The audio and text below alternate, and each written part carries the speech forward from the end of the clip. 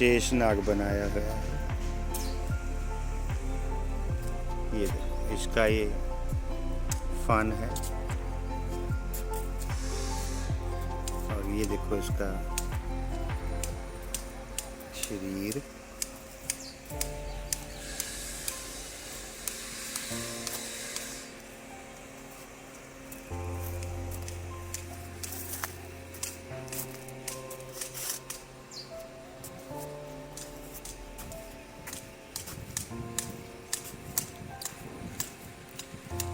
ये तीसरी कटिंग है जिसकी,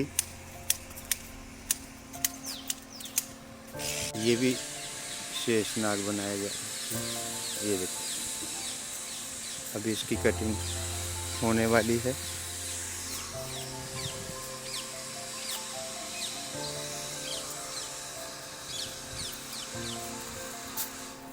जय माता दी।